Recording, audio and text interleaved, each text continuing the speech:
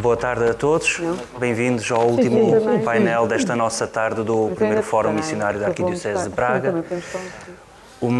Este painel, como tiveram a oportunidade de ver também no programa, é dedicado a todo o mundo da comunicação e tem um subtítulo que acho que é elucidativo e paradigmático sobre o novo estilo de comunicação que estamos a assistir e nós já próprios estamos a vivê-lo ao longo dos últimos anos, que é a ligação ou confluência entre aquilo que é global e o que é local. E de que modo um e outro se entrecruzam e de que modo um e outro têm consequências.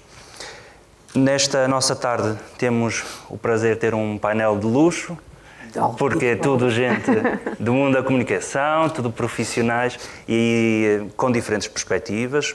Eu creio que, pelo menos começando pela direita, indo para o centro e ao meu lado o Padre Tony Neves, cada um com um olhar diferente, mas se calhar mais com a palavra. O Paulo Moura, já há muitos anos, ou desde o tempo da fundação do Jornal Público, que é jornalista, teve uma longa carreira durante bastante tempo também, correspondente em Nova Iorque e também editor da revista pública do Jornal Público. Fez várias reportagens em todo o mundo, principalmente também em cenários de conflito e de guerra, Kosovo, Afeganistão, Iraque, Sudão, Egito, entre outras. E, mais recentemente, há 3 anos atrás, foi distinguido com o Prémio de Direitos Humanos com uma reportagem A Revolução Virá do Campo. É, portanto, um homem da palavra e que usa a palavra para transformar a realidade. No centro, Patrícia Pedrosa, uma outra especialista também da palavra, uma contadora de histórias, podemos também, se calhar, dizer, ligada ao mundo da comunicação. Começou o seu trabalho na RTP, onde depois foi jornalista cerca de 17 anos.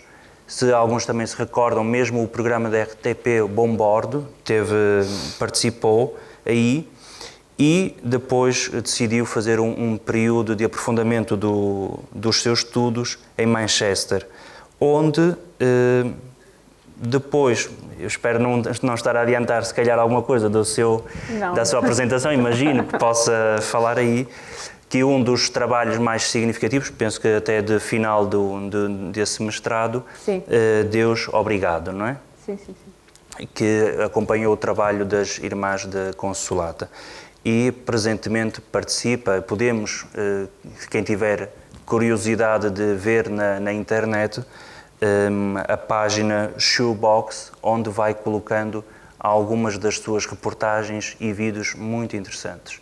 Ao meu lado esquerdo, Padre Tony Neves, muito conhecido também entre nós, porque já tem participado em alguns eventos da Arquidiocese de Braga, missionário espiritano, um dos pioneiros ao nível da comunicação da Igreja, quer por causa do trabalho que foi fazendo em diferentes órgãos de comunicação escrita, revistas, mas também na rádio. Formou-se e é licenciado em Teologia e Comunicação Social pela Católica de Lisboa e atualmente provincial dos Espiritanos em Portugal. O nosso diálogo consiste em, se calhar, uma breve apresentação, breve diálogo de cada um, de cerca de 20 minutos, e depois, tendo algum tempo, daríamos espaço para perguntas e respostas. Eu passaria então, sem mais, a palavra a Paulo Moura. Muito obrigado. Ok, obrigado. Antes de mais, boa tarde a todos, obrigado pelo convite e obrigado por terem vindo aqui a discutir estes temas tão interessantes e tão importantes. Eu quando pus-me a pensar um pouco sobre o nosso tema, a comunicação social, e dentro deste âmbito do que nos une, né, o que nos une a todos, e de facto o que eu estive a pensar é que se eu quero definir um pouco o que é hoje a comunicação social e a sua importância, de facto ela está precisamente aí, ou seja, a comunicação social é algo que tem como função principal unir-nos, mais até do que nos informar ou de manter-nos informados ou a comunicação em si, é mais esse sentido de união que eu vejo na sua função do papel da comunicação social. E nesse sentido também achei interessante, eu acho interessante esta ideia, eu que confesso-me aqui que não sou religioso, sou uma pessoa agnóstica, com muitas dúvidas e que não tenho nenhuma religião, mas nesse sentido vejo, mas respeito muito o cristianismo e como todas as religiões, e reconheço nelas um papel importante na sociedade, nas sociedades, nas civilizações. A religião tem, como a própria etimologia da palavra diz, esse papel de ligar as pessoas. E nesse sentido eu vejo aí uma função semelhante. A comunicação social tem algo de religioso nesse sentido, ou seja, é um papel que também ela tem, a comunicação social, de nos manter unidos, e neste caso unidos pela comunicação, pelo aquilo que nós aceitamos todos ser um critério de verdade. Ou seja, a comunicação social é traz-nos a verdade sobre alguns assuntos. Eu sou professor de jornalismo, dou aulas, além de praticar, né, ser jornalista, também dou aulas já há vários anos, e há um exercício que eu costumo fazer com os meus alunos, principalmente nestes últimos anos em que as coisas têm mudado muito na comunicação social, que é perguntar-lhes logo ao início o que é que eles acham que é um jornalista, o que é e para que serve um jornalista, o que é isso, e pergunto-lhes, e eles põem várias hipóteses, ao menos um diz, um jornalista é alguém que escreve muito bem. Mas temos um escritor. Os escritores escrevem, em princípio, também, pelo menos, tão bem ou melhor do que um jornalista. Não precisamos de um jornalista para escrever bem. Os escritores escrevem, não é isso. Os jornalistas é bom que escrevam bem, mas não é isso que define um jornalista. Para isso não precisamos deles. Já temos os escritores. O que é mais?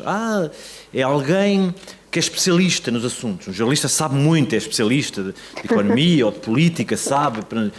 Pronto, é bom que seja, mas há especialistas, há outros. Um economista, pelo menos, sabe tanto de economia como um jornalista, pelo menos, não é? Deve saber até mais.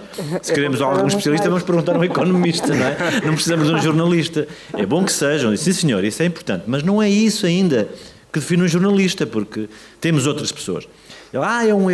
Então é alguém que é um comunicador. O jornalista é um comunicador, consegue comunicar facilmente com as pessoas. Sim, isso é muito importante. Mas comunicador, há outras pessoas que fazem comunicação, comunicam muito bem, sei lá, há profissionais da comunicação, há pessoas que trabalham em publicidade, em relações públicas, um ator que não comunica bem, comunica, não é um jornalista. Há pessoas que fazem melhor isso ainda do que um jornalista. Bem, e vamos por aí fora, eles vão por tentativas. E geralmente chegamos ao fim e concluímos que um jornalista não serve para nada. Pronto, então vamos todos embora, né? Isto é o princípio do curso, estão eles a começar uma licenciatura de 3 anos e logo na primeira aula descobrem que é uma inutilidade, isto não serve para nada e acabou. Quer dizer, não há nada que um jornalista faça que não haja outros que o façam melhor. E portanto, o jornalista, de facto, o seu papel extinguiu-se, não serve para nada, é um ser inútil na sociedade. Bem, e depois eu tento ir por aí fora e tentar descobrir, bem, já que estamos aqui, não é? Vamos tentar arranjar qualquer coisa que nos ajude a perceber porque é que a gente serve para alguma coisa, porque é que isto serve. E então eu tento explicar-lhes esta ideia, que é a minha perspectiva, de facto. Porque, de facto, eu faço-lhes esta pergunta, não é uma brincadeira só para os irritar, é porque, de facto, eu acho que hoje em dia está posto em causa isto. O jornalismo será que serve para alguma coisa? Ou em tempos não havia esta dúvida, era claro, a pessoa precisava de se informar, tinha que comprar um jornal, não é? Ou ia ver o telejornal, mas hoje não. Hoje a informação está em todo lado e qualquer pessoa pode dar informação, não precisamos de um jornalista. Vamos ao Facebook e estão lá informações dadas por toda a gente. Toda a gente tem um smartphone que pode filmar, pode transmitir, pode emitir, pode escrever textos e emitir aquilo, pôr num blog que tem acede a milhões de pessoas. Qualquer pessoa pode fazer isso com muito pouco dinheiro, portanto, nem isso já é apanágio de um jornalista. Portanto, de facto está em causa. Será que o jornalismo é hoje necessário? Faz algum sentido? E a minha resposta a isto é que se faz algum sentido, ou seja, aquilo que distingue uma informação dada por um jornalista de uma informação dada por outra pessoa qualquer, é que, porque nós temos de facto informações em todo o lado, não precisamos de jornalista, mas o jornalista tem esta especificidade, é a única que não corresponde a nenhum interesse. Não há nenhum interesse por trás daquilo que um jornalista escreve ou diz. Todas as outras informações têm algum interesse. Alguém que põe alguma coisa no Facebook põe por alguma razão. Alguém que divulga uma informação na televisão, ou numa revista, ou seja onde for, nos múltiplos suportes que existem hoje, há sempre uma razão qualquer por trás. Pode ser económica, pode ser política, pode ser um interesse pessoal, pode ser por vaidade, pode ser mil e uma coisas, mas há um interesse qualquer, ninguém põe sem motivo nenhum uma informação disponível. Um jornalista, um jornalista como ele deve ser, não digo que aquilo que chamamos de jornalistas hoje nem sempre se comportam assim, mas o jornalista, e só isso é que de facto o define, é alguém que escreveu ou divulgou de alguma forma uma informação e cujo único interesse que ele reconhece é o interesse dos seus leitores, os próprios leitores, o próprio público. Ele reconhece que aquilo é uma informação que ele acha, sinceramente, que interessa aos seus leitores. E a mais ninguém. Ninguém lhe pagou para escrever aquilo, ninguém o pressionou, ninguém o aliciou para escrever aquilo, ninguém o convenceu. Não, ele simplesmente, podem ter tentado, mas no último minuto foi ele que decidiu o que é que escrevia e porquê e como, e isso em função apenas dos seus leitores. E é só isto que define um jornalista. Claro que depois também tem que saber escrever, também tem que ser especialista, convém que tenha uma série de qualidades para ser eficaz no seu trabalho, isso é importante, capacidades de investigação, por exemplo. Mas isso outros fazem. A investigação era outra coisa que eles perguntavam. Investigação, tens um polícia que investiga melhor do que um jornalista, não é? Um detetive privado que investiga melhor. O jornalista deve saber fazer isso. Mas o que o distingue é isso, é o único que nós, como leitores, como público, sabendo que ele é jornalista e lemos o nome dele por baixo da notícia ou do texto que ele escreveu e sabemos, ora, aqui está um texto ou uma informação que eu sei que é honesta, é independente, é neutra, não tem nenhum interesse por trás, ninguém lhe pagou, não há ninguém que está a lucrar com ele estar a dizer isto. Apenas eu, como leitor, é que estou a lucrar. E este critério, existir isto, enquanto isto existir, e enquanto isto for possível, isto é um fenómeno que nem sempre houve na história da humanidade, como sabemos. Este fenómeno do jornalismo independente é uma coisa recente, é uma coisa que existe, não sei há quantos anos exatamente, há umas décadas, nem há um século existirá propriamente, como conhecemos hoje. É algo que informação sempre houve, comunicação sempre houve, mas jornalismo neste sentido é algo recente e algo que não existe na maior parte do mundo. Na maior parte dos países isto não existe.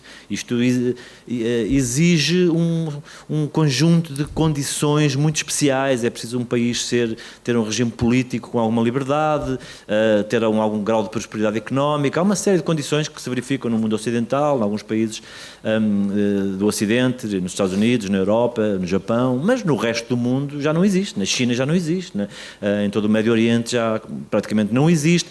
Há algumas tentativas, mas jornalismo independente como este é muito difícil, ou seja, é uma coisa muito frágil e que nem sempre existe. E isto, quanto é possível, e portanto que houve um certo modelo económico que se criou para que seja possível existirem jornais, canais de televisão, rádios, onde se pratica este tipo de jornalismo, onde é possível haver um conjunto de profissionais que estão ali imunes a qualquer pressão e conseguem fazer o seu trabalho sem serem pressionados por ninguém e não deixam de receber o seu salário para fazerem isso, não precisam de se vender, digamos, para nem se corromper. Enquanto isto existiu, de facto a comunicação social pode desempenhar esse papel de ligar as pessoas, porque as pessoas todas reconhecem que há ali um critério de verdade. Aquilo que está escrito é a informação mais verdadeira possível, que aquele jornalista passou tempo com as suas capacidades todas a investigar para me trazer aquela informação, e isso é algo que me liga a outras pessoas, porque partilhamos essa informação, essa verdade sobre o que se passa no mundo, com o que se passa com os outros seres humanos. Nesse sentido, eu vejo muito a comunicação social como um desenvolvimento algo que deve ter existido desde os primórdios da humanidade, alguém que comunicava, que contava as histórias, que nos ligava uns aos outros através da partilha daquilo que é comum. Imagino muito fala-se muito, às vezes compara-se a televisão com a fogueira as tribos primitivas, as sociedades mais primitivas humanas, em que as pessoas, os membros de uma comunidade, se reúnem à volta da fogueira à noite e é aquele momento em que partilham histórias, em que contam informações uns aos outros. É esse momento de partilha que faz com que as comunidades se mantenham unidas. Isso é necessário, porque quando isso não existe, as comunidades dispersam-se. É isso que as define como comunidades. E a comunicação social ocupou muito esse lugar.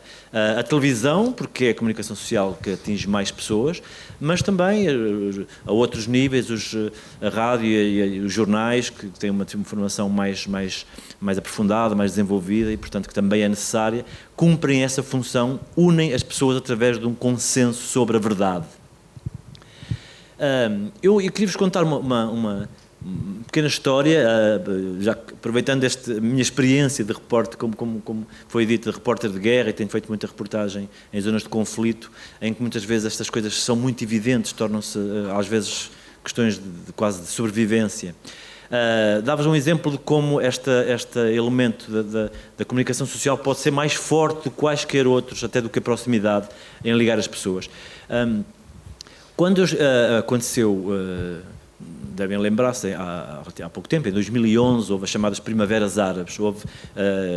Começou na Tunísia e depois aquela que foi mais mediática e que foi mais seguida por todo o mundo, foi no Egito. No Egito, principalmente na cidade do Cairo, na Praça Tahrir, houve uma manifestação permanente que foi iniciada pelos jovens, pela juventude, em que contestavam o regime, a ditadura e a falta de liberdade, etc. E que tinha uma série de exigências que tinham a ver com conceitos muito básicos de liberdade, de democracia, de prosperidade mínima, terem acesso à juventude, terem acesso às coisas, porque eram jovens que começaram a ter acesso, através principalmente das redes sociais, da internet, começaram a ter acesso e a ter informação sobre o que se passa no resto do mundo e começaram a exigir o mesmo, ter o mesmo, querem ter um nível de vida pelo menos igual ao que têm os jovens na Europa, nos Estados Unidos, que sentiam que não existia no país deles, e queriam exigir isso e exigir isso do regime político. E foram para a rua, organizaram-se através do Facebook e juntaram-se na praça principal da cidade, do Cairo, e foram para ali manifestar-se e estiveram ali semanas inteiras até que conseguiram, de facto, derrubar o regime. Claro que aquilo, todos sabemos que depois não correu bem, não é? Claro que eu sou testemunha, estive lá durante todo este tempo e sou testemunha da autenticidade deste movimento, não é? Que de facto eram jovens que tinham esta reivindicação, jovens pacíficos que estavam a manifestar-se, mas claro, depois as consequências foram diferentes, foi aproveitado por outras forças, correu mal, como hoje sabemos, em quase todos os países onde começou. Mas enquanto aquilo durou, eu tinha a sensação que ali, naquele local, na praça, aquela praça Tahrir do Cairo, era o centro do mundo. Todas as televisões do mundo estavam ali, estava a CNN, a BBC, estava a RTP, estavam todas as televisões, todos os jornais. As pessoas estavam nas suas casas, ligavam a televisão e estava em direto a Praça Tahrir. Ou seja, naquele momento, concordo-se ou não, bem ou mal, as pessoas discutiam as coisas, umas eram a favor, outras contra, umas duvidavam, umas eram céticas, outras eram muito entusiasmadas, havia de tudo, mas a verdade é que aquele acontecimento que decorreu durante aquelas semanas uniu o mundo, as pessoas estavam unidas naquilo, toda a gente via aquilo, toda a gente discutia aquilo, era como se o mundo inteiro estivesse na Praça Tahrir naquele momento, porque a comunicação social estava lá e, portanto, partilhava aquilo, era como se fosse uma praça do mundo.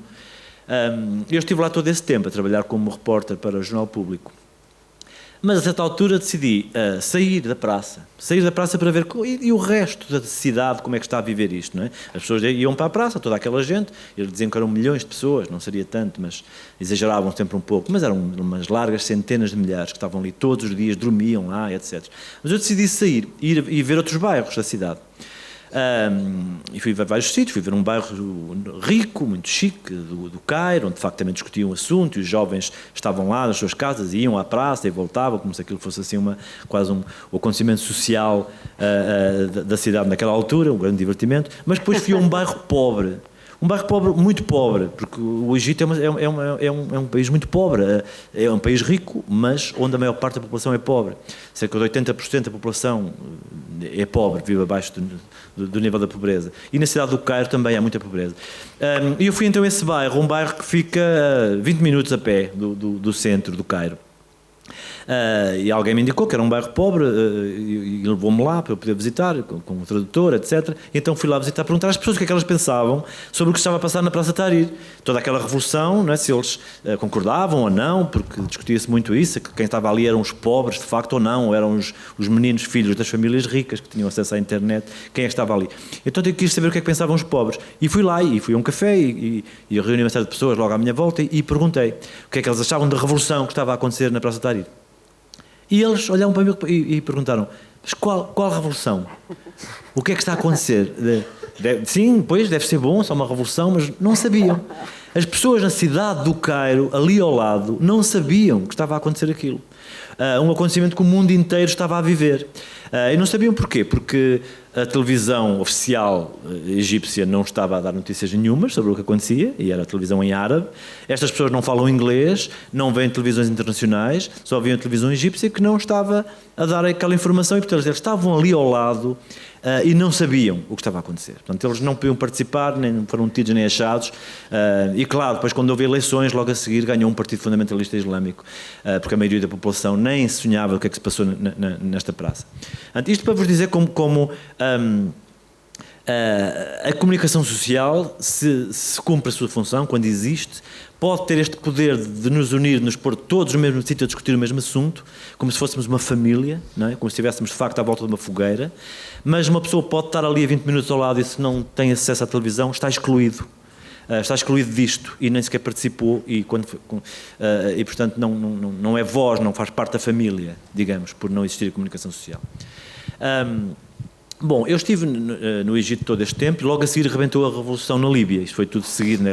A Primavera Árabe foi em vários países em cadeia, até que acabou por chegar à Síria, como sabem, e que ainda hoje existe, onde correu pior ainda do que em todos os outros países. Eu fui a seguir para a Líbia logo. Onde houve um processo semelhante, jovens foram para a rua tentar revoltar-se contra o regime de ditadura de Gaddafi na altura, mas na Líbia correu pior. Portanto, no Egito conseguiram derrubar o regime, na Líbia as forças do regime pegaram os exércitos, combateram e esmagaram a revolta dos jovens. Alguns destes jovens atacaram os quartéis e roubaram armas e criou-se um exército rebelde e começou uma guerra civil destes rebeldes contra o regime.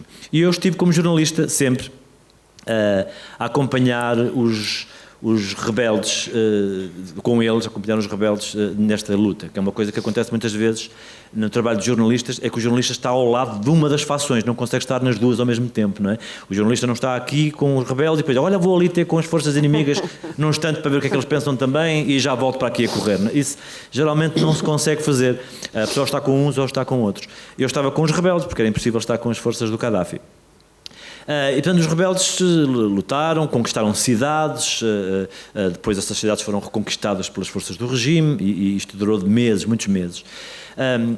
Houve uma altura em que estávamos numa cidade chamada Ras Lanuf, que tinha sido conquistada pelos rebeldes, e eu estava lá com eles, mas as forças do regime de Gaddafi estavam a recuperar, estavam a ganhar terreno de novo e estavam na iminência de voltar a atacar aquela cidade, Ras Lanuf. Eu estava lá com os rebeldes, havia uma linha da frente onde havia os combates, onde eu estive, e depois voltei para a cidade e estavam num hospital. Um hospital que foi improvisado, foi um hospital que já estava fechado, mas foi reaberto. Muitos médicos voluntários líbios de vários sítios foram para lá para ajudar, e era o hospital onde estavam a chegar os feridos da linha da frente do combate. Estavam sempre a chegar ambulâncias com feridos, com mortos, uma coisa terrível, de todo o momento, e havia aqueles médicos voluntários que estavam ali a tentar tratar dos feridos que iam chegando, e o hospital estava completamente cheio.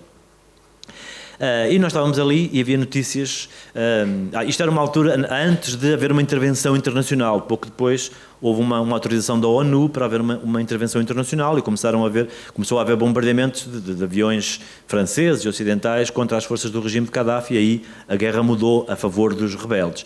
Mas até aí não havia isso, e os rebeldes queriam mostrar ao mundo que estavam a ser vítimas das forças do Gaddafi, que eles não tinham uma hipótese porque não tinham armamento suficiente para poder combater e precisavam de ajuda internacional. E, portanto, eles achavam que os jornalistas estarem lá com eles era-lhes muito útil para poderem mostrar ao mundo como estavam a ser vítimas, como estavam a morrer, como precisavam de ajuda internacional. Isso significa que nos mostravam as piores coisas, né? Quando havia os feridos mais horríveis, eles pegavam nos jornalistas e queriam mostrar tudo para nós vermos, para depois mostrarmos aquilo ao mundo, para ver se sensibilizávamos o mundo para a situação deles. Nesse hospital, então, começou a ver, as notícias que chegavam eram: as forças do Gaddafi estão a avançar contra nós. Eles estão a 3 horas daqui. E nós sabíamos que quando eles chegassem, toda a gente tinha que fugir dali, porque quando chegassem iam arrasar a cidade e matar toda a gente, como costumavam fazer quando atacavam uma cidade. E nós estávamos um grupo de jornalistas de vários países ali com eles. E chegavam feridos a cada momento. eles começaram a dizer, as forças do Gaddafi continuam a avançar, eles estão a 2 horas daqui. Depois alguém disse, estão a 1h30 daqui, estão a 1 hora daqui, estão a meia hora daqui. Eles estavam a avançar, nessa altura nós tínhamos que fugir. Mas os médicos não podiam sair dali porque o hospital estava com feridos, estava cheio de feridos que não podiam fugir, portanto os médicos pela sua ética não podiam abandonar os feridos, portanto tinham que ficar ali, quando fossem atacados eles estavam a ficar desesperados. A notícia era que eles estão a 15 minutos daqui, as forças do Gaddafi, estão a 10 minutos daqui, e nós vamos ter que agora nos raspar daqui para fora. E então alguém diz, esperem, os médicos querem falar com vocês. Ali o médico está a dizer que querem fazer uma conferência de imprensa para os jornalistas. Querem então ali uma sala, querem reunir os jornalistas, querem falar-vos. Nós, o que é que os médicos nos querem agora? Nós estamos cheios de pressa, tínhamos que sair dali porque a cidade ia ser atacada. E lá fomos, então à outra sala, estavam os médicos todos reunidos, com uma cara dramática à nossa espera. Então lá reunimos o nosso grupo, que éramos aí uns 7 ou 8 jornalistas de vários países, geralmente fotógrafos, freelance. E então houve um médico que disse, bem, nós temos uma coisa para vos pedir, que é esta, nós queremos que vocês fiquem aqui connosco. Bem, e nós ficámos a olhar uns para os outros, e agora? Porque eles achavam que era a única hipótese deles era terem jornalistas por perto. Se os jornalistas estivessem ali, eram testemunhas, provavelmente as forças do regime não os iam atacar da mesma maneira, porque aquilo ia ser tudo comunicado ao mundo. Os jornalistas iam servir como escudos humanos, se estivessem ali eles talvez não atacassem, ou se atacassem pelo menos ia haver notícia disso. Eles sentiam que sem os jornalistas eles estavam perdidos, sem os jornalistas estavam todos mortos, eles sentiam que os jornalistas eram a única salvação porque teriam o mundo com eles. Com os jornalistas ali, eles não estavam sozinhos, o mundo nos abandonava. E portanto fizeram-nos esse pedido desesperado e completamente louco, não é? Um pedido irrealista. Como é que era possível? Nós íamos morrer ali com eles? Bom, nós tivemos ali uns momentos sem saber o que fazer, mas claro, mas depois só tínhamos uma hipótese, quer dizer, vocês já estão a adivinhar qual é, porque senão eu não estava aqui a falar convosco hoje, não é? Um de nós, mais lúcido, de repente disse, malta, vamos embora, está na altura de ir embora. E tivemos que sair dali de facto, não é? Não podemos lá ficar, porque o nosso papel não é ser escudos humanos, é ser jornalistas, e tivemos que sair. E saímos, e depois, até hoje, eu não sei o que aconteceu àquele hospital, já tive várias notícias contraditórias, não sei se as pessoas sobreviveram, se conseguiram evacuar, se não sei, nem de certa maneira nem quero saber o que aconteceu, quer dizer, porque é uma defesa minha para não me sentir de nenhuma maneira responsável pelo que se passou. Mas a verdade é que eu não tinha outra escolha, não podíamos fazer nada. Mas eu conto-vos esta história para entenderem como nós sentimos ali, e isso aconteceu muitas vezes em muitos sítios, em situações semelhantes, que somos testemunhas do mundo, ou seja, os protagonistas, as pessoas que estão a ser vítimas das situações de violência, das guerras, veem os jornalistas como aliados, porque é a única forma de não estarem sozinhos, terem um mundo com eles, de serem compreendidos, a sua causa chegar aos outros e o pior não acontecer. Ou seja, quando os jornalistas não estão presentes, de facto acontece o pior. Bom, eu vou abreviar, não sei, acho que já para concluir. Depois terei gosto em responder a perguntas que queiram sobre isto. Havia só dizendo isto, que hoje eu tenho uma grande preocupação, sinto que este papel da comunicação está em grande risco, da comunicação social. Os jornais, isto que eu tenho feito ao longo dos últimos 25 anos, é algo que dificilmente vai continuar a ser possível fazer. Os jornais hoje estão em crise, não podem enviar jornalistas para os locais. A comunicação não está em crise em si, ou seja, abundam as informações, nós temos hoje muita informação, há muitos meios e nós temos acesso a muita informação, e predomina as chamadas redes sociais, a internet e as redes sociais, e eu acho que estão a predominar e a ter um papel cada vez mais importante do que a comunicação social, propriamente dita. O que é ótimo, por um lado, as redes sociais são um instrumento fantástico, não é? E que toda a gente, e que alargou a comunicação a muito mais pessoas, que até aqui não tinham acesso. Agora, tem um problema. Eu sinto que as redes sociais, ao contrário da comunicação social, que tem esta função de ligar as pessoas, as redes sociais dividem-nas. As redes sociais têm este efeito paradoxal, apesar de chegarem a muito mais pessoas e darem oportunidade a toda a gente de também ser protagonista, também poder ser emissor da informação e não apenas receptor, no entanto, dividem as pessoas em grupos. As pessoas no Facebook têm o seu próprio grupo e só acedem à informação que o seu grupo emite, e só leem as coisas com que já concordam à partida, e só leem as coisas das pessoas que já conhecem, e não há, e há proliferação da mentira nas redes sociais. Nós vimos agora, a propósito das eleições americanas, vê-se a saber que há grupos, empresas que se dedicam a divulgar mentiras no Facebook e no Twitter. E assumem isso, constroem mentiras e divulgam-nas e ganham dinheiro com isso. E isso não é visto como uma coisa errada. E eu também não tenho nada contra isso, mas simplesmente aquela função que eu vos falei do início, da comunicação social, como portador de uma verdade que nós aceitamos como verdade em quem confiamos, isso está a desaparecer e isso é muito preocupante. Paulo Mourão, obrigado por este belíssimo testemunho.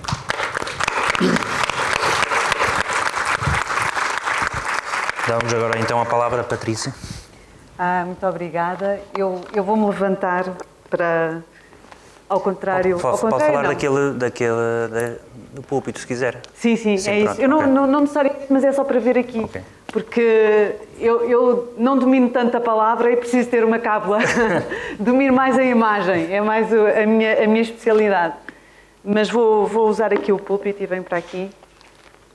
E pronto. Espero, pegando agora as palavras do Paulo Moura, espero dar-vos uma perspectiva, não sei se mais positiva, mas pelo menos uma utilização menos dramática das redes sociais.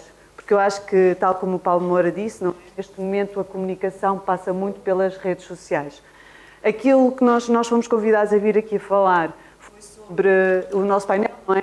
Comunicação social, convivência entre o local e o global, e para pontapé de saída eu vou avançar com alguns segundos de um filme, de um documentário que eu fiz, de que o padre Tiago falou, sobre as Irmãs Missionárias da Consolata.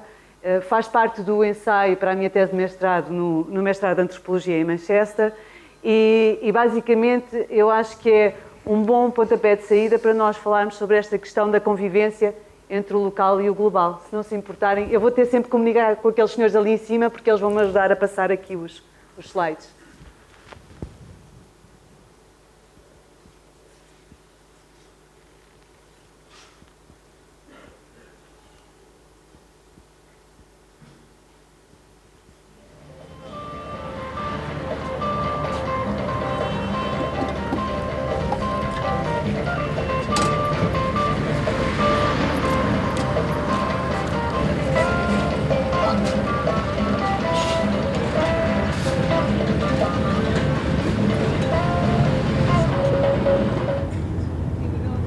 Quando as nossas irmãs chegaram lá em Pada, viram que era de primeira evangelização, então disseram, este é o nosso lugar. E a irmã Ema veio logo é a Ana Paula, eu, a irmã Adriana e a irmã Hortência, fomos as primeiras, no 92, fomos lá em Pada. Alguns segundos só para nos ajudarem a arrancar nesta minha pequena apresentação. Basicamente, se nós pegarmos naquela linha inicial, não é? Em que falamos de como no século XV se passava a comunicação, e a comunicação, eu acho que a missão e a comunicação passam muito pela mesma coisa, que é levar uma mensagem. Se calhar são mensagens diferentes, não é? Mas comunicar e fazer missão passa muito por isso, por passar uma mensagem, por levar uma mensagem. E levar uma mensagem no século XV, do local ao global, era uma coisa complicada. Os padres participavam das tripulações das caravelas, levavam manuscritos, chegavam ao local, não sabiam falar a língua. Era tudo muito complicado. Depois, para a irmã Ema, em 1992, já foi um pouco mais fácil, porque ela já foi daquela, nós podíamos ver ali o aeroporto de Bissau ao fundo, e depois tem umas carrinhas e umas estradas, já é mais fácil chegar em Pada, não é? E falar sobre, passar a sua mensagem. E hoje em dia eu acho que também para fazer missão e para comunicar, tudo passa, os aviões e as carrinhas e as estradas partilham também dos terrenos da internet, não é? Partilham também das estradas, das redes sociais e para fazer passar a mensagem. Mas quando nós estamos a pensar, comunicar é isto, não é? Fazer passar uma mensagem, é falar com alguém, eu aqui convosco a conversar um bocadinho sobre esta questão, mas eu quero me centrar mesmo no meio e na linguagem que nós usamos hoje em dia para comunicar. E o meio então são as tais redes sociais de que o Paulo estava a falar. Não se importa de avançar o slide, por favor? E eu acho que, sobretudo nos últimos 10 anos, não é? Quando estas redes sociais começaram a ganhar força dentro da própria internet, e na internet passam redes sociais, passam sites, passam blogs, passa muita coisa.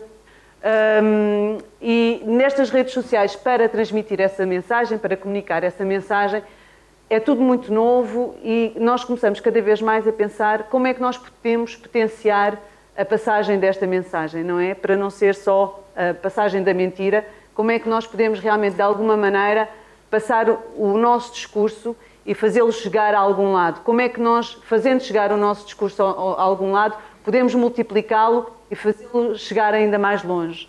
E depois, como é que nós podemos avaliar o impacto desta comunicação que nós fazemos? E pronto, na tentativa desta análise entre a comunicação que convive entre o local e o global, eu pretendo, sobretudo, levantar questões. E quando falamos em potenciar o meio, se não se importa, avançamos. Eu vou dar como exemplo esta campanha em que eu estou a trabalhar neste momento. Eu estou a trabalhar numa campanha que se chama Change for the Planet, Care for the People. É uma campanha que nacionalmente é promovida, é uma ideia da FEC, da Fundação Fé e Cooperação, que em parceria com a CITSE é uma rede europeia de associações cristãs, que já existe há 50 anos, estão a construir uma série de conteúdos e entre esses conteúdos estão os conteúdos audiovisuais que eu estou a realizar e que eu estou a produzir. Vou-vos mostrar um desses conteúdos só para perceberem qual é que é o teor destes conteúdos. Podemos ver.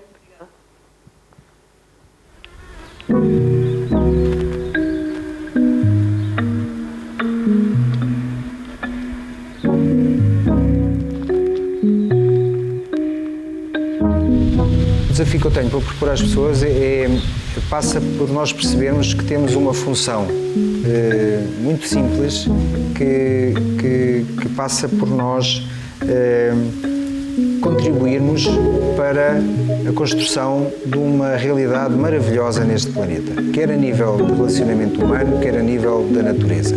A construção de um verdadeiro Éden neste planeta. Isso está nas nossas mãos e nós todos podemos construir isso, não numa perspectiva imediata, mas numa perspectiva de desenvolvimento pessoal.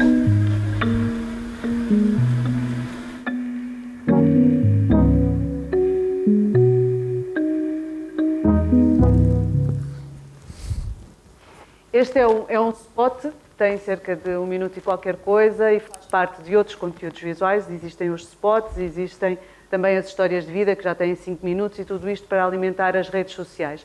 Mas antes eu queria vos falar, antes de falar destas coisas e de tudo o que eles estão a produzir para promover esta campanha, eu queria vos dizer que esta campanha tem uma mensagem, como é óbvio, não é? Como eu estou centrado muito no meio e na linguagem, esqueci-me de dizer que nesta campanha há uma mensagem, há uma ideia que se quer exportar e promover. E esta ideia é parte da encíclica do Papa Francisco, da ideia do cuidar da casa comum, que está muito para além das questões ambientais, que chega também às questões da economia social, que depois passa também pelo próprio desenvolvimento sustentável, os modos de vida sustentáveis para um planeta mais sustentável. Pronto. E esta é uma mensagem que eles querem passar com todo este projeto e com toda esta campanha. No global existem 7 associações europeias que estão a produzir, a editar, a publicar e a divulgar, a promover estes conteúdos audiovisuais e não só. E fazem-no, eu já vou falar dos outros, fazem-no nas páginas web, nos Facebooks, nos Twitters, no Google. Se nós clicarmos neste link, e eu pedia para clicarmos neste link, o que nós vamos ver é a página da CITSE, que está a promover uma das histórias de vida que fazem parte dos tais conteúdos audiovisuais em que eu também estou a trabalhar. E, para além destes conteúdos, temos aqui um texto em que, inclusivamente, há um elemento da CITSE que esteve nas Filipinas, ao lado da Maria Juana Buena, e ficou a conhecer o projeto desta senhora, em que esta senhora participa nas Filipinas, e ela própria dá o seu testemunho neste texto. E este texto, de alguma maneira, juntamente com o vídeo que aparece no final da página, vem acrescentar e dar consistência a este conteúdo audiovisual. Ou seja, é toda uma campanha e por isso é que, de alguma maneira, eu resolvi trazê-la aqui para mostrar como podemos, de alguma maneira, potenciar a utilização também destes conteúdos audiovisuais na internet, nas redes sociais. Se passarmos ao seguinte slide, por favor, nós podemos ter a noção do que é que se está a passar. Ou seja, na internet e nas redes sociais estão a ser utilizados estes vídeos, os tais das histórias de vida com 5 minutos, os spots com cerca de 1 minuto e meio, são acrescentados estes textos e nestes textos nós encontramos muitas vezes aquilo que são os hiperlinks, que nós podemos ver também neste link que está aqui. Se formos lá à página da FEC, está-se a promover a última história que foi publicada, que é a história do Padre Samuel Guedes, que tem uma empresa social aqui perto, em Passos de Ferreira. E depois, ao longo do texto que fala do projeto do Padre Samuel Guedes, chegamos cá abaixo e temos um link da empresa social que ele tem lá, que é Paladares Paroquiais. E se nós entrarmos lá, ou seja, dentro desta mesma campanha, chegamos aos Paladares Paroquiais e se nós quisermos, se calhar, até podemos encomendar uns queijinhos, ou podemos encomendar umas bolachinhas, ou qualquer coisa, vir diretamente. E tudo isto a partir de uma campanha que, no fundo, o que ela quer sustentar é isso mesmo, é os modos de vida mais sustentáveis, num planeta mais sustentável, a partir de uma mensagem que foi a encíclica do Papa Francisco sobre o cuidar da casa comum. Se nós passarmos para a nossa, de novo para o PowerPoint, nós podemos perceber que as coisas não se estão a passar só ao nível da net. Nesta campanha, localmente também há coisas que estão a acontecer.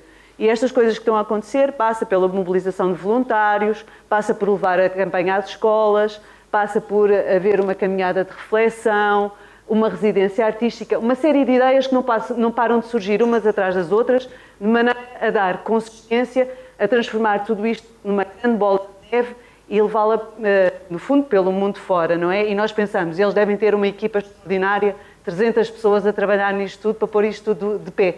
Mas quem trabalha em associações sabe que assim não é, não é? E com muito pouco se faz muito e de repente realmente há uma bola de neve e as coisas aos poucos vão crescendo e a informação vai passando, se calhar de uma forma positiva. Mas aqui está a outra questão, não é? Como é que nós vamos avaliar a quem é que chega esta informação e qual é que é o impacto desta nossa comunicação? Podemos passar.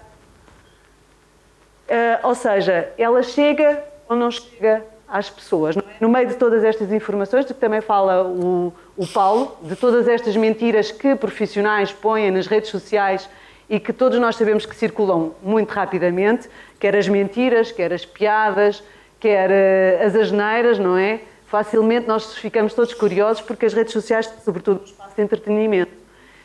As pessoas vão lá porque se querem rir um bocado, querem se divertir. E chegam ou não este tipo de campanha, chegam ou não às pessoas e a que pessoas é que chega? São os públicos do costume, os tais grupos fechados, como estava a falar o Paulo, não é? São esses grupos fechados ou estas campanhas conseguem chegar a públicos novos? E eu diria que neste momento é tudo muito novo e é muito difícil realmente nós avaliarmos com certeza a quem e a quantas pessoas, a não ser que o nosso vídeo realmente se torne, vídeo ou história ou campanha, se torne viral, mas mesmo assim, mesmo que se torne viral, nunca sabemos de que maneira é que as pessoas vão assimilar esta nossa mensagem, porque como eu dizia há bocadinho, eu estar aqui convosco e a perceber a vossa reação, não é?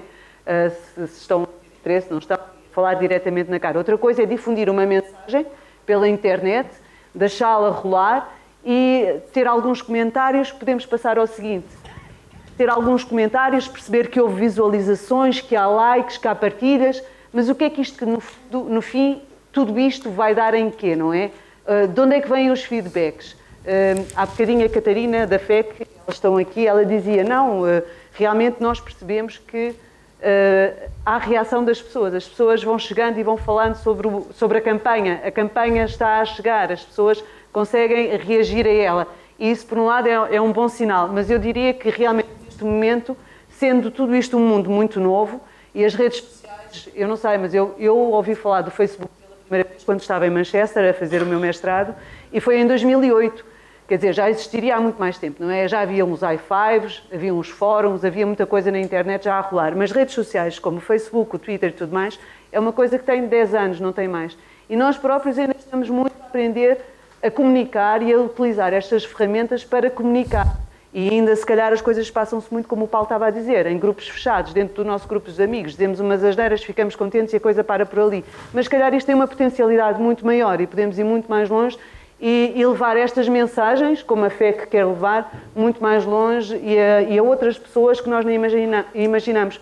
Porque depois é outra coisa que eu acho piada em tudo isto, é que a partir do momento em que nós publicamos um conteúdo na internet, e estou a pensar, por exemplo, nos meus filmes na página que o Padre Tiago estava a falar na Shoebox, se eu não tirar de lá os meus filmes, eles são continuamente vistos. Ou seja, se esta campanha não for retirada pelas pessoas que a publicaram, ela continua a ser vista e daqui, se calhar, a 4 ou 5 anos, vai haver alguém na China ou alguém no Japão ou alguém num sítio completamente oposto, porque isto tem a dimensão global, não é? Estamos a falar da internet, estamos sempre a falar do global e de nós no local a emitirmos para todo o planeta, vai ter acesso a esta mensagem, não é? E esta mensagem não acaba aqui.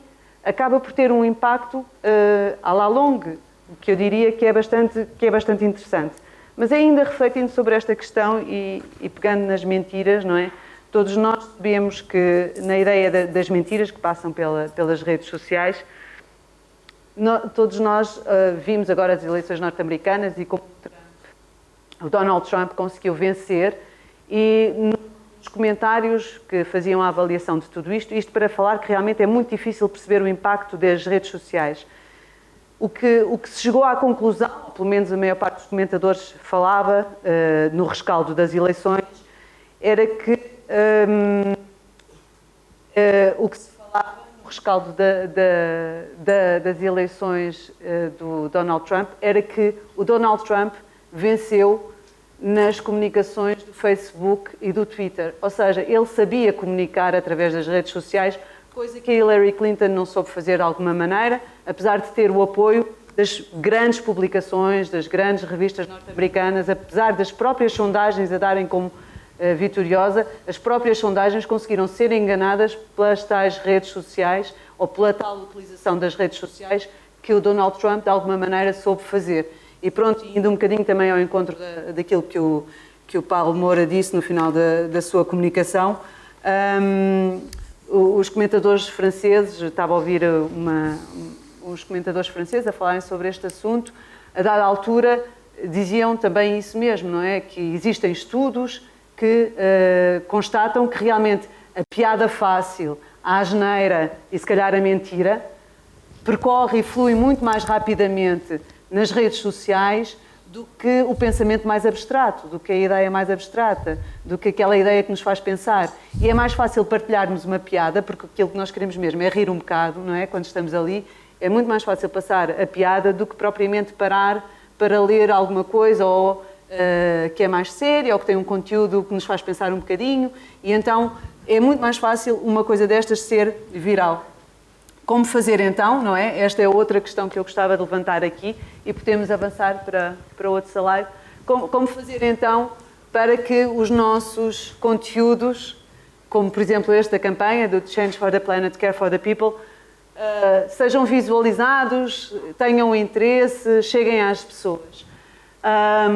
Eu acho, e isto é uma opinião pessoal, eu acho que a linguagem é fundamental e era este o outro ponto que eu queria falar aqui. A linguagem para mim é alguma coisa, a linguagem que nós usamos nesta comunicação é aquilo que vai fazer a diferença. E terá que ser uma linguagem universal, uma linguagem como a música, como a matemática, que não precisa de tradutores, não é?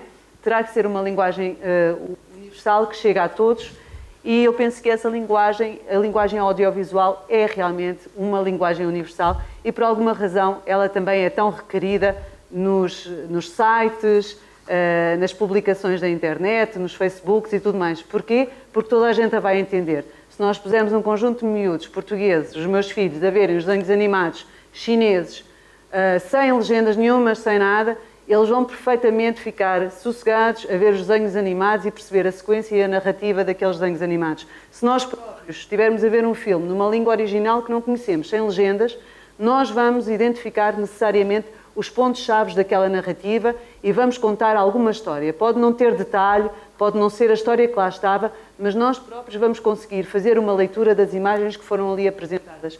Por isso, a linguagem audiovisual é, de alguma forma, importante, mas também é ela, e esta importância que ela tem, é também algo a que nós não estávamos habituados a observar. O cinema é uma coisa muito recente, não é? O cinema tem 100 anos.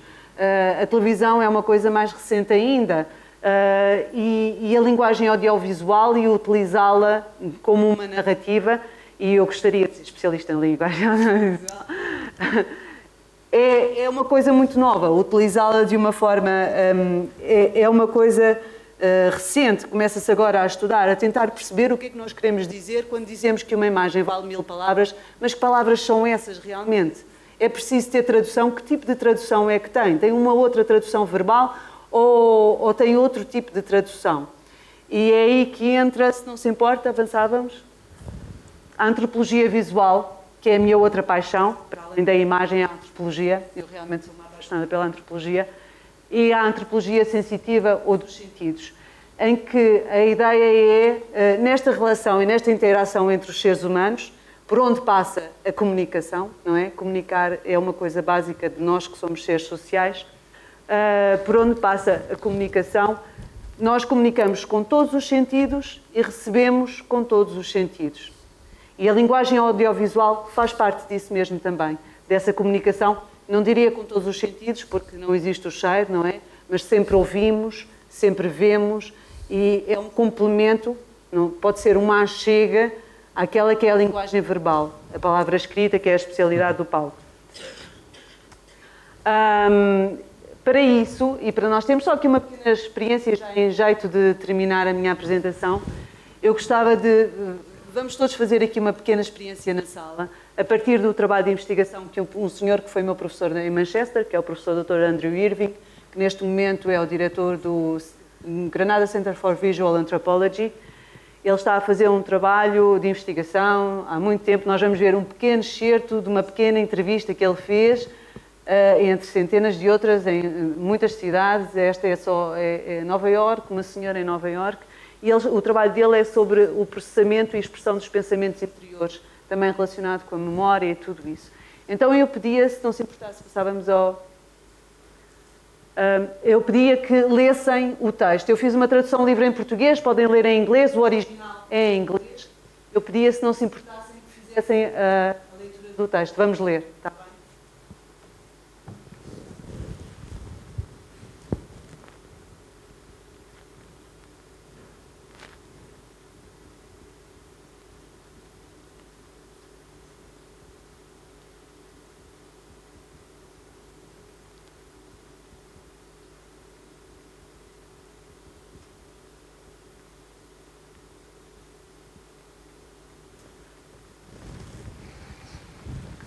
E agora, se não se importam, eu espero que todos tenham lido, vamos ouvir, vamos acrescentar outra camada e perceber o que é que acrescenta. All right, I wonder if there's a Staples around here.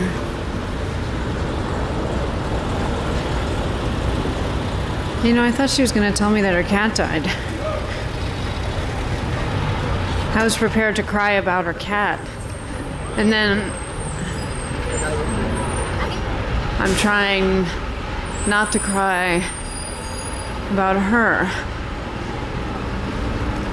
I mean, New York without Joan is just... I can't even imagine it.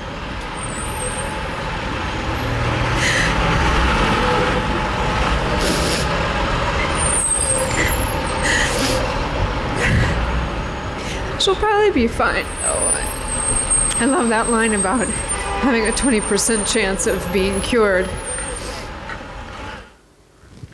Não sei se tiveram a mesma experiência que eu, mas eu quando li o livro em que o meu professor publicou, Vem transcrito o mesmo texto da Meredith à procura de uma loja da Staples no Soho, vem transcrito, eu li primeiro e depois este livro traz um DVD aqui, onde nós podemos ouvir os registros. E eu pensei, realmente o audiovisual acrescenta uma camada, acrescenta uma informação que eu não tinha se eu só lesse a palavra escrita. E eu acho que é este complementar, é este trazer, não é que nos ajuda a comunicar em maior profundidade e de uma forma, se calhar, mais complexa. Mas tudo isto é muito novo. E agora mesmo, para terminar, em conclusão, o que eu acho é que nós não podemos ignorar esta comunicação que a linguagem audiovisual acrescenta às entrelinhas da linguagem verbal, o impacto, mesmo que desconhecido, de uma mensagem comunicada na internet e nas redes sociais e a dificuldade de implementar e potenciar, por isso mesmo, a mensagem que transmitimos. Tudo isto é muito novo, apesar de nós sentirmos que o próximo passo já está a ser dado e nós desconhecemos completamente, não é? Ou seja, nós ainda não sabemos lidar com todas estas ferramentas, com a plenitude da linguagem audiovisual, ainda não sabemos potenciar tudo o que são os Facebooks e os Twitters e tudo isso, mas ao mesmo tempo sentimos que tudo isto já está a passar, já há outra coisa que vai chegar daqui de repente e que nós vamos ter que estar preparados para o assimilar. Como é que vamos tornar uma mensagem viral, não é? Fazer a nossa mensagem, que será sempre a melhor mensagem do mundo, viral. Essa é a grande questão, é a grande dificuldade, como é que nós realmente conseguimos chegar ao outro, do outro lado da internet.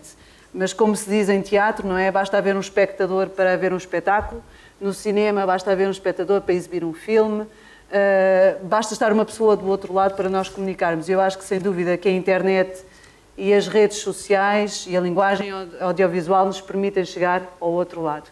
E agora, para terminar mesmo, agora é que é mesmo o fim, eu tenho sempre vários fins, mesmo nos meus filmes há sempre vários fins e hoje não falhei.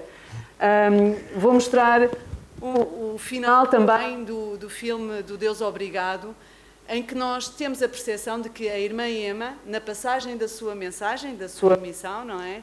Ela conseguiu contabilizar matematicamente o alcance da sua mensagem. Aquilo que nós não conseguimos fazer hoje na internet, ela não precisa de nada disso e ela, localmente, no sítio, ela diz-nos os resultados da sua campanha e da sua missão. Se não se importa, obrigada.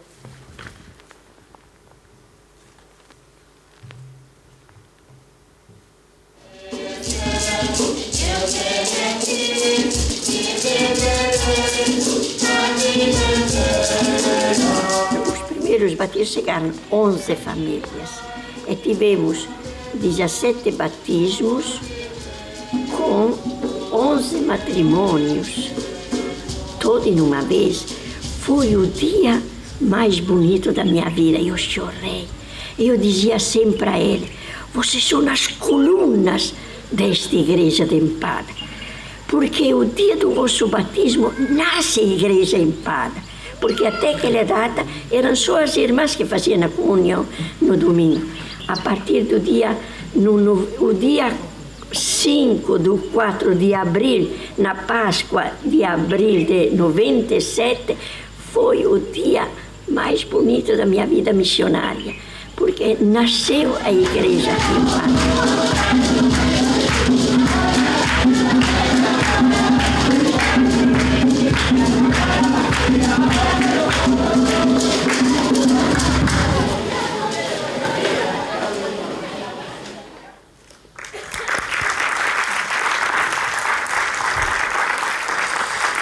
Muito obrigado, Patrícia. Obrigada. Normalmente os sacerdotes estão habituados a falar 7 minutos numa homilia, não é? Dizem que é assim o tempo recomendado. Eu dou, se calhar, mais algum desconto. Pedia 10, 12 minutos para podermos ter o tempo de uma ou duas perguntas. Os sacerdotes, boa tarde a todos. Estão-me a ouvir? Não. Não, mas poderiam estar. Agora sim. Agora já estão. Boa tarde a todas e a todos. E eu posso falar 1, 2, 3, 20 minutos, 4 horas, 20 dias seguidos, não tem problema nenhum. O padre Tiago manda, eu sou um rapaz cumpridor. Eu vou olhando de vez em quando. Eu tenho aqui uma cábula que de facto dava para meia hora, mas também dá para 5 minutos e para 10. Eu acho que esta hora era muito melhor para a gente ligar para para o Padre Samuel, para Passos de Ferreira, lá para conseguirmos uns paladares paroquiais, porque é mais hora de merenda do que estar a ouvir padres. Mas esta questão da comunicação, sobretudo a convivência entre o local e o global, é uma questão que tem muita atualidade e quer o Paulo, quer a Patrícia já provaram isso pelo que partilharam connosco. Eu, sobre estas questões de pensar local e agir global, devo dizer que eu nem sequer estou muito a favor disso, não é? É uma declaração de interesses. Porquê? Porque todos esses fenómenos que foram chamados há uns 10 anos atrás de glocalização propõem que a gente pense global e haja local. E eu acho que a única forma que nós temos de mudar o mundo é pensar global e agir global, pensar local e agir local e depois cruzar também. Quer dizer, o local e o global têm que estar sempre cruzados. E não podemos deixar, por exemplo, de pensar também local. Se a gente só pensar global, também não vai resolver localmente. E isto é um desafio enorme. Isto, em termos mundiais, é um desafio enorme. E há algumas questões, também sobre a internet, que partilharei no minuto número 5,5, no minuto 5,5, que são fundamentais. Outra coisa que eu gostava de dizer também é uma nota prévia, e eu não estou a acabar, ainda estou a começar, mas para acabar, dizer que o nosso Padre António Rego, que é uma das grandes figuras da Igreja Portuguesa e da sociedade portuguesa em termos de comunicação, deve ser o homem que produziu mais coisas em termos de filmes e em termos de textos escritos em Portugal. Ele, aqui há muitos anos, ao falar dos meios de comunicação, e referia-se já a estes modernos, dizia que eles são como odres, como vasos, não é? E num odre nós podemos pôr o mais generoso dos vinhos e o mais azedo dos vinagres. Portanto, nunca culpemos os meios de comunicação por aquilo que menos bom eles nos tragam até nós. Porquê? Porque eles não têm culpa nenhuma, são meios, são tecnologias. A tecnologia, à partida, é inocente. As pessoas que as usam é que não são inocentes. E nós podemos utilizá-las para o melhor e podemos utilizá-las para o pior. A culpa é nossa. Agora, em termos objetivos, as tecnologias da comunicação, todos os meios de comunicação social são fantásticos, são maravilhosos, como lhe chamou o Concílio Vaticano II. E eu nunca me canso de dizer isto. É extraordinariamente bom que os humanos hoje possam dispor de tanta tecnologia para utilizar. Agora, temos depois que ter alguns cuidados, eu vou referir um ou outro desses cuidados. Depois, para vivermos esta globalização, mas mais generalizada, eu acho que nós precisamos de aliar a dimensão da comunicação social e da missão. E quando digo isto, não estou a trazer uma nota exclusivamente religiosa a este dado. É porque nós corremos sempre o risco de chegar, o Paulo citou as grandes reportagens que fez, eu fiz algumas também do género, e é verdade que se nós não entrarmos na alma do povo, que é a sua língua, mas tem a ver também com a sua tradição, nós corremos o risco sempre de apanhar os dados com alguma superficialidade, não é? E podemos, inclusivamente, ser localmente muito enganados pela facção onde acabarmos por cair. Eu recordo-me de, quando cheguei a Angola, a primeira coisa que fiz, claro, tive um ano a aprender a língua. E ao aprender a língua, a gente aprende os costumes, aprende a história, aprende a cheirar, porque os cheiros são diferentes, aprende os sons e aprende muitas coisas que são absolutamente novas. Mas depois aprende algumas expressões que a gente tenta traduzir para português e quando traduz para português é uma desgraça, porque até parece que aquilo soa mal. Por exemplo, alguém me dizia, vou ver o meu avô que mora na aldeia de Jimbacilili, que fica a 3 dias a pé. A pessoa vai, regressa. Então encontraste o avô? Sim, padre, encontrei que não estava. Eu disse, mas encontraste ou não encontraste? Sim, padre, encontrei que não estava. Eu disse, muito bem.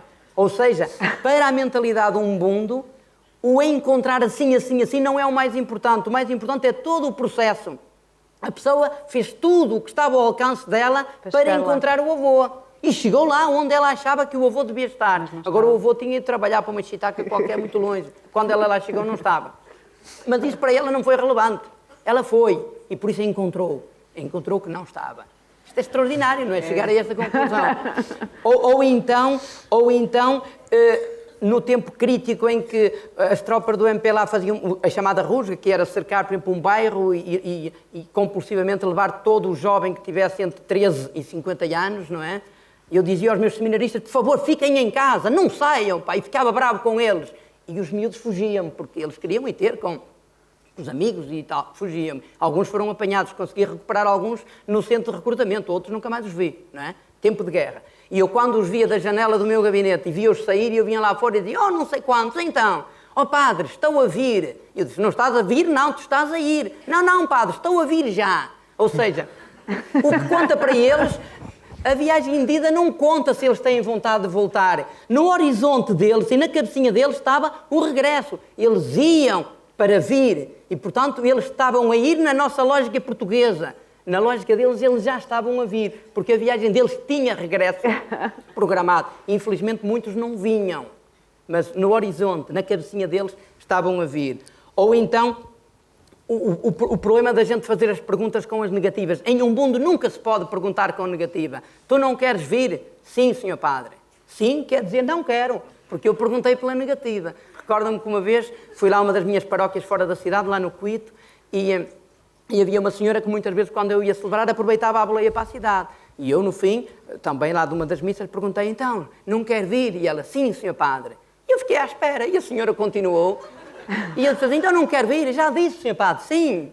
E eu disse, então não vem? Então, sim, senhor padre, não quero, tenho que ir visitar não sei o quê.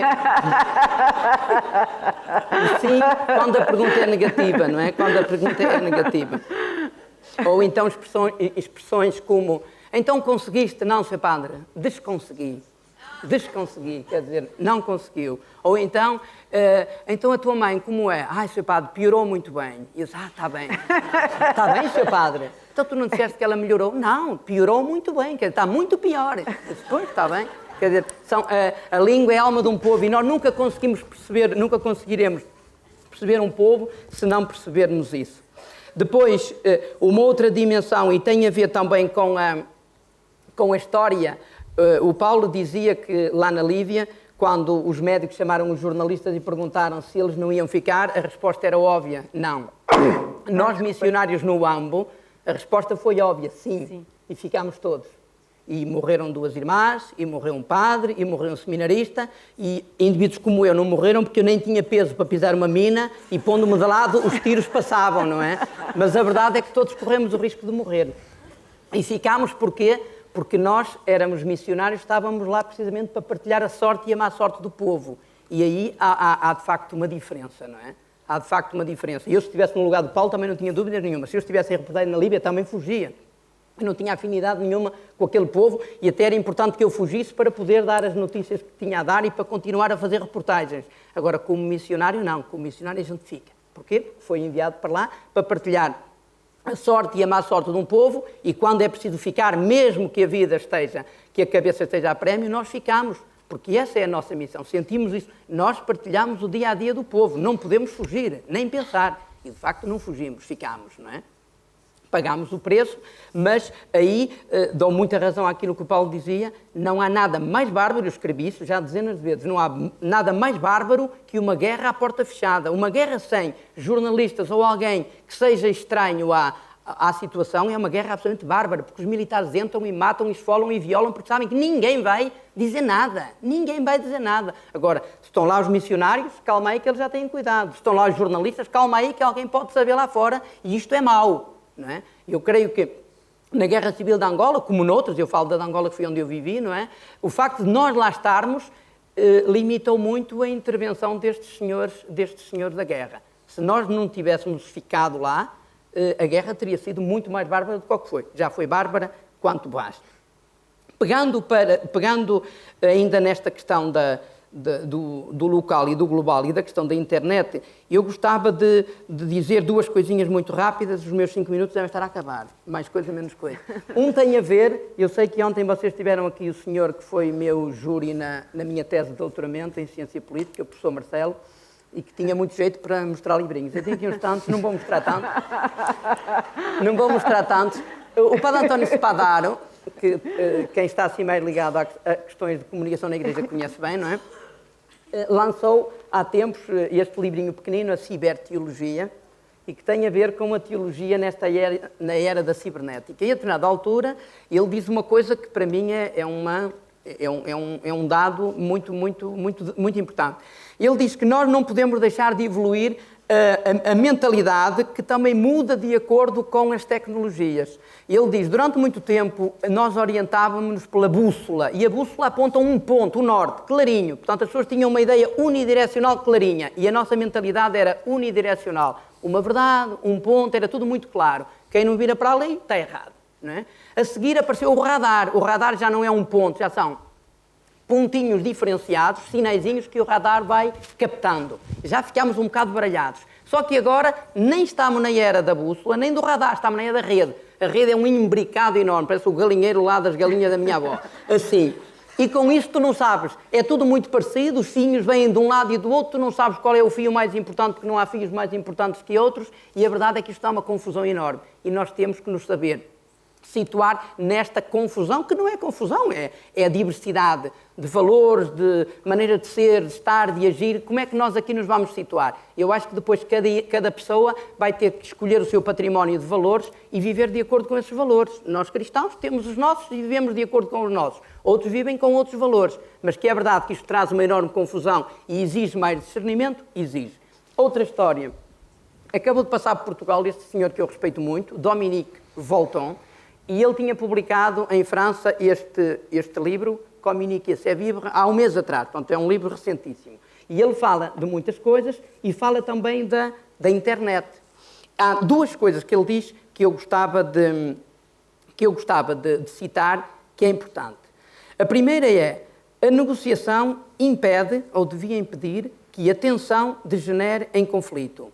E este é o papel principal da comunicação. Ou seja, para o bom comunicador, a boa comunicadora é a pessoa que consegue desfazer tensões para que elas não degenerem em conflitos.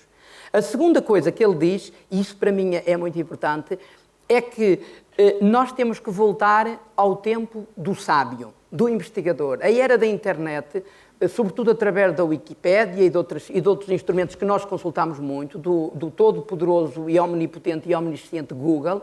Nós temos qualquer dúvida, vamos ao Google, o Google desfaz a dúvida em 5 segundos. Diz ele, o grande problema é que hoje em dia vale tudo. Quer dizer, eu dou um palpite qualquer, o padre João Guiar desta Santa Arquidiocese de Braga diz que o grande drama de hoje é que nós vivemos à custa do achismo, que é uma ciência que se apoia na palpitologia. Não é? Toda a gente acha, eu acho que isso vale tudo, dá-se um palpite e já está. Então o Dominique Volton diz que um dos dramas hoje é que nós acreditamos nas redes sociais e no que lá passa como se as verdades fossem todas iguais, as palavras fossem todas iguais, ou seja, eu digo sobre uma coisa qualquer, de uma ciência complicadíssima, digo uma coisa qualquer e toda a gente diz, foi muito bem dito. E se calhar a minha palavra de 0 à esquerda vale tanto como a de um cientista que há 40 anos não faz outra coisa senão investigar aquela coisinha. Mas a nível de internet, a nível de Wikipédia, vale tudo a mesma coisa. O que eu, Zé Ninguém, digo sobre um determinado assunto e aquilo que um grande cientista que andou a investigar a vida toda diz sobre o mesmo assunto. Nós temos que voltar a distinguir a academia do achismo popular. Finalmente, e para terminar, porque eu também sou assim, um dos papéis da comunicação que aproxima o global do local tem que ser a capacidade da gente ajudar os grandes deste mundo, quando tivermos essa oportunidade, a descer um bocadinho à terra, a dizer as coisas que é preciso dizer, mas tentando que isso mude alguma coisa. Eu recordo-me que consegui, e isso é algo também da minha tese de doutoramento, consegui fazer 2 entrevistas exclusivas ao Presidente Eduardo dos Santos e ao Dr. Jonas Savimbi, em que a um e a outro pus exatamente as mesmas 6 perguntas. 3 sobre o que é que eles achavam do papel da Igreja Católica em Angola, numa altura em que ambos tinham perseguido e alguns até continuavam a perseguir a Igreja Católica, e depois 3 outras perguntas sobre o respeito dos direitos humanos, que graças a Deus ambos violaram à vontade. E curiosamente, nas 3 perguntas, eu não disse a um deles o que é que o outro tinha dito, não é? Ambos nas primeiras perguntas reconheciam que a Igreja Católica era tinha sido a luz iluminadora de Angola, tinha sido a única entidade que durante o período esquisito e difícil e duro da guerra tinha feito qualquer coisa pela pacificação. E, por outro lado, em relação aos direitos humanos, ambos me disseram e reconheciam que durante a guerra os seus exércitos tinham violado os direitos humanos. E eu pus isto, está na minha tese, publiquei na altura no meu jornal Ação Missionária essas entrevistas, e isto está na tese. A minha dúvida é, isto mudou alguma coisa em relação aos outros? Sabíamos, já morreu, como sabem. Mas isto mudou alguma coisa? Talvez não tenha mudado, mas eu não me canso de, em muitas conferências, referir estas entrevistas para ver se alguém me ouve, isso faz chegar a quem ainda está vivo, para ver se as coisas mudam e melhoram, porque essa também é a missão da Igreja e essa é a missão da comunicação social. Boa tarde. Muito obrigado para António Neves. Penso que provavelmente ainda teremos tempo para 1, 2 perguntas no máximo, que era para... Mas se calhar... Pronto. Eu justifico, o Paulo Moura tem de se ausentar dentro de alguns minutos para apanhar o comboio e por isso estamos mesmo condicionados pelo tempo. De qualquer modo, 1, 2 perguntas se houver e tenham a palavra, por favor.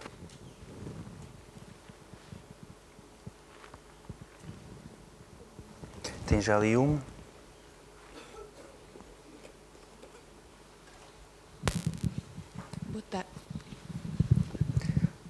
Boa tarde. Eu gostaria de colocar, não é uma questão, mas uma preocupação, não é?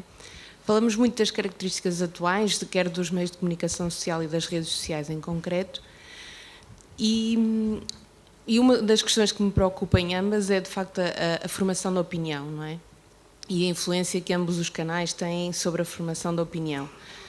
Eu não sei se pediria aos elementos do painel que falassem um pouco da vossa experiência, quais são os mecanismos de alguma maneira que podemos encontrar ou que já existam, não é?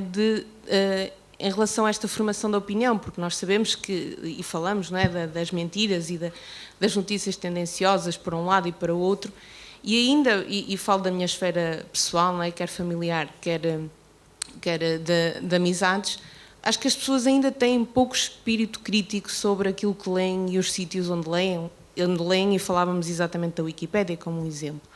Então, ouvir-vos um pouco sobre isto, não é? De que maneira é que nós podemos fomentar o espírito crítico, tendo em conta da grande influência que meios de comunicação social e redes sociais têm sobre a formação da opinião. Mais alguma pergunta e depois damos a palavra para a resposta.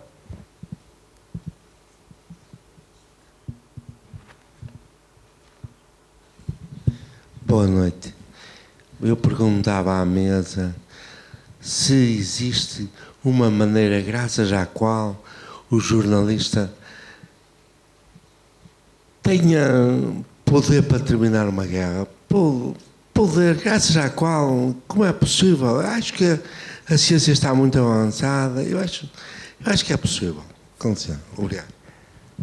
Muito bem, começamos, Paulo. Bom, eu não tenho uma resposta para essas perguntas, não é? Quer dizer, para a sua, se o jornalista pode terminar uma guerra, tenho. Não, a resposta é não pode, não consegue, nem o jornalista, nem ninguém até hoje conseguiu, não é? Essa é uma das grandes falhanças da humanidade, não é? Ao longo da história. E não se vê como é que isso vai ser resolvido, não há sinais de melhoria no horizonte, infelizmente. Em relação à formação da opinião, há uma ideia, eu discordo, por exemplo, a ideia o padre Tony falava a ideia de que a comunicação serve para nos entendermos, não é? Ou essa ideia que a comunicação serve para se comunicarmos, será melhor para conhecermos uns aos outros e se levar-nos a entendermos melhor. Eu sou um pouco cético em relação a essa ideia. Eu não tenho a certeza se a comunicação serve para nos entendermos. Ou seja, comunicação em si, e hoje em dia a comunicação é uma área muito desenvolvida, não é? E como vimos aqui de várias formas de comunicação e como comunicar através das redes sociais, por exemplo, eu lembro, por exemplo, que a propaganda é uma forma de comunicação, não é? A propaganda está desenvolvidíssima e a propaganda usa técnicas sofisticadas de comunicação, entre as quais as redes sociais hoje e muita da comunicação que vemos não é apenas mentiras porque as pessoas acham que é divertido ou querem fazer rir os amigos. Há muita mentira que está nas redes sociais que é propositadamente posta lá, com interesses muito definidos, não é? Não é apenas porque as pessoas se divertem, como aquela famosa notícia que aparece agora regularmente da morte do Vasco Granja, não é? Já viram? As pessoas anunciam, morreu, coitado do Vasco Granja, e toda a gente põe comentários, coitado, pois é, um grande homem, que é verdade, mas ele já morreu há 10 anos. E as pessoas acreditam sempre que essa notícia vem no Facebook, há uma enorme lista de comentários de pessoas, coitado, eu adorava. Pois, exatamente, as pessoas lembram-se e não se lembram que ele já morreu. Isso é a impressão que nem faz muita diferença, é irrelevante. Esse tipo de mentiras são as mais inocentes, exatamente, mas há outras que não são, há outras que são propositadamente ali colocadas e há interesses. Já essas tais empresas que agora vieram dar a cara, portanto, depois das eleições americanas, dizendo que sim, que são pagos para divulgar mentiras, usando todas as técnicas estas, não é? Que aqui nos explicou por motivos nobres, mas podem ser usadas, ou seja, quem vê a mensagem não tem forma, essa é que é a questão, não tem forma de saber qual é a fonte, se ela é credível ou não e se eu devo ou não acreditar nesta mensagem. E nós estamos concentrados, todos os estudos que se fazem sobre comunicação hoje em dia tendem muito a estar concentrados em como tornar eficaz a comunicação, como eu consigo chegar com a minha mensagem a cada vez mais pessoas, está tudo virado para aí e não para o outro lado do próprio receptor de pensar, e para lá, eu recebi esta mensagem que é muito bem feita e cumpriu todas as regras e portanto chegou a mim de forma eficaz, mas eu devo ou não acreditar nela? E como é que eu vou saber? E aí há outra questão que o padre falou da credibilização, ou seja, uma informação que nos chega de um especialista tem o mesmo valor do que alguém e não temos maneira de saber isso. E essa ideia de que devemos voltar ao tempo dos sábios é muito cara, eu acho que sim. Sábios num sentido muito lato, não é só a figura prestigiada de alguém que tem um privilégio da verdade, não, mas nós termos formas, e daí tem a ver com essa ideia de desenvolver o sentido crítico, hoje em dia passa por isso, dar às pessoas capacidade de saberem qual é a validade de cada informação que nos chega. E termos critérios, aprendermos a fazer isso. Porque na internet, de facto, as pessoas não sabem, leem uma coisa e não vão ver qual é a fonte e quem é que pôs aquela informação ali. E, portanto, isso é que é o grande... Ou seja, se há um segredo para desenvolvermos a capacidade das pessoas formarem opinião, e a internet pode ser um instrumento fantástico para isso, porque dá-nos, de facto, acesso a informação que nós até aqui não tínhamos, muito mais informação. Hoje em dia uma pessoa que está interessada num assunto, em pouco tempo consegue tornar-se especialista, se quiser, não é? Porque tem a informação toda disponível, isso é uma coisa incrível, não é? Que eu vejo mesmo jovens hoje, no meu tempo isso não acontecia, a pessoa tinha que se fechar meses numa biblioteca, não é? E viajar, e hoje em dia a pessoa em pouco tempo consegue ter a informação toda. O segredo é saber discernir do que é importante, o que é válido não é, porque podemos estar enganados, nem sequer ninguém me garante que os primeiros artigos que o Google escolhe para mim são inocentes.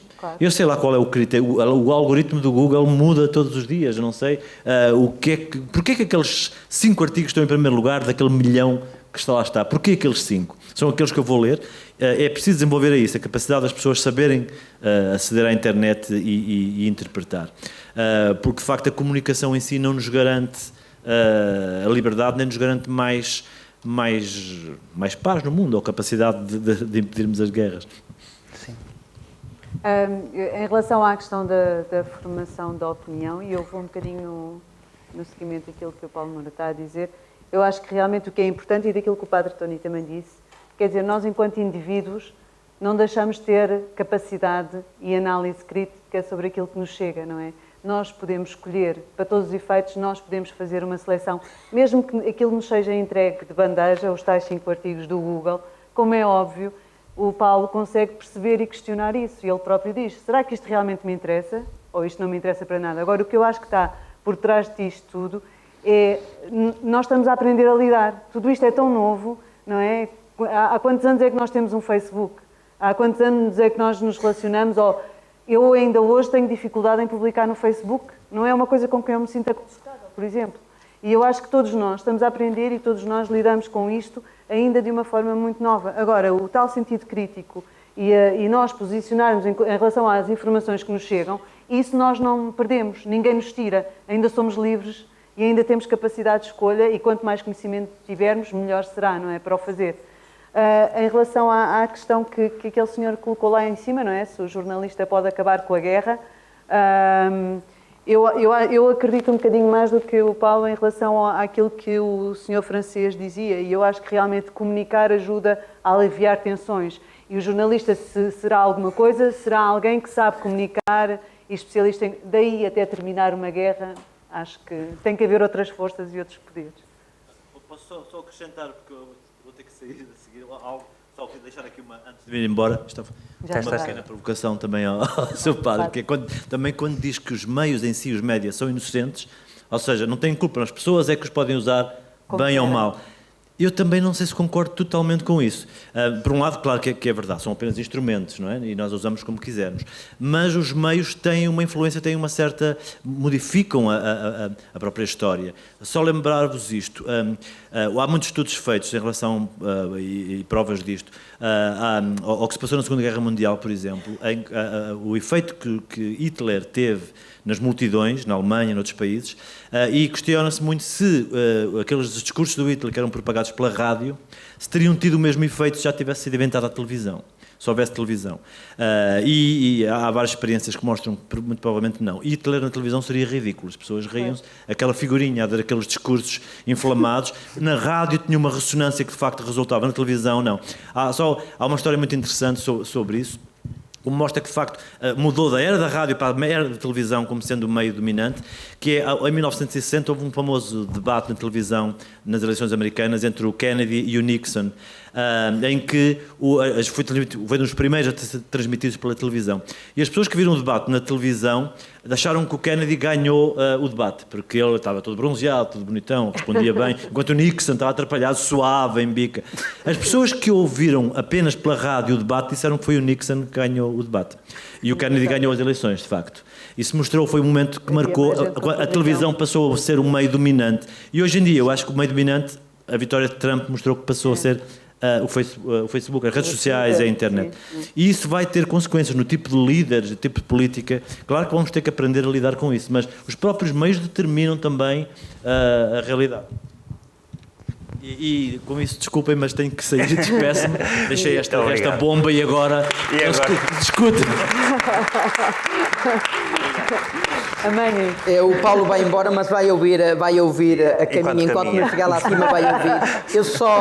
Eu só vou dizer para terminar mesmo que, e só respondo à pergunta do senhor lá de cima, porque acho que os meus colegas responderam à questão dos fazedores de opinião, que se eu estivesse no painel anterior sobre as mulheres ia fazer agora um papelaço, porque a sua resposta é: os jornalistas podem não acabar com uma guerra, mas as mulheres podem acabar com ela. E eu digo isto a partir da experiência que tenho de Angola. Eu tenho defendido esta tese, que acho que sou o único no mundo a defendê-la, portanto vale muito esta tese, é que a guerra de Angola foi acabada pelas mulheres, através do grande movimento, que ainda hoje é forte, chamada Promaica, Promoção da Mulher Angolana na Igreja Católica. Estas senhoras, quando já os dois regimes, não é? Os dois regimes, porque funcionavam dois regimes, eram absolutamente esmagadores de tudo o que era liberdade de opinião, tentativa de pensar diferente, estas senhoras saíram à rua a dizer: quem está a morrer na guerra são os nossos filhos, seja os que são bombardeados, sejam os que morrem nas linhas da frente, e nós não vamos admitir que esta guerra continue. E eu estou convencido que foram estas mães angolanas que acabaram com a guerra em Angola. Portanto, as mulheres podem acabar com ela. Se calhar nós não conseguimos. E termino. Damos então por encerrada este nosso diálogo. Temos também o CMAB, Centro Missionário, umas pequenas lembranças para entregar tanto a Patrícia como ao Padre Tony. Dentro de alguns momentos teremos o discurso de encerramento de Dom Ximenes Belo, Prémio Nobel da Paz, e depois um momento conclusivo de um concerto. Está bem? Muito obrigado.